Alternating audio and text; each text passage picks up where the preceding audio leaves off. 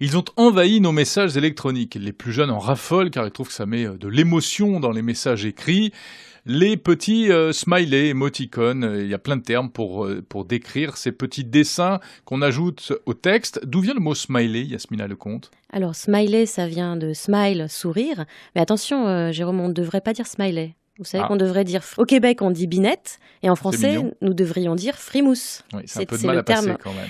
On ne sait pas pourquoi, mais bon, c'est un terme qui a été proposé en 1999 par la Commission générale de terminologie et de néologie. Bon, aujourd'hui, tout le monde parle de smiley. Oui, et puis on parle également de émoticônes et emoji. C'est la même chose en fait? Alors ça, c'est une nouvelle, c'est une extension un peu qui s'est développée avec l'apparition des smartphones qui proposent des choses beaucoup plus graphiques. Donc ce sont les petits dessins littéralement de ces visages qui ont remplacé les smileys qu'on faisait en fait avec les touches du clavier. Mhm. Oui, qui était assez simpliste au départ.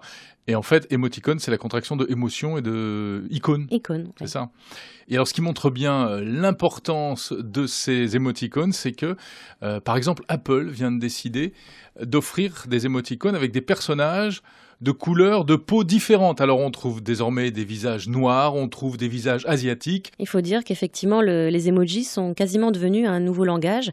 Je crois qu'il y a des personnes qui communiquent uniquement par ce biais. Bon, puis il y a aussi l'argot d'Internet, en tout cas, toutes ces expressions, ces acronymes qui sont encore très utilisés aujourd'hui. Hein. LOL, MDR, BTW pour by the way, à propos. LOL, d'où ça vient? LOL, ça signifie laughing out loud. Ça signifie tout simplement qu'on rit aux Éclat éclats. de rire, oui. Voilà. Et en revanche, cette expression, on l'a trouvée déjà il y a très longtemps à l'écrit dans le monde anglo-saxon. Les Anglais avaient l'habitude de signer leurs lettres par LOL, mais qui signifiait plutôt lots of love ou lots of luck, selon qu'on était plutôt amoureux ou chanceux. Yasmina Lecomte, on retrouve évidemment tous ces termes dans votre livre Culture High Tech pour les nuls aux éditions First.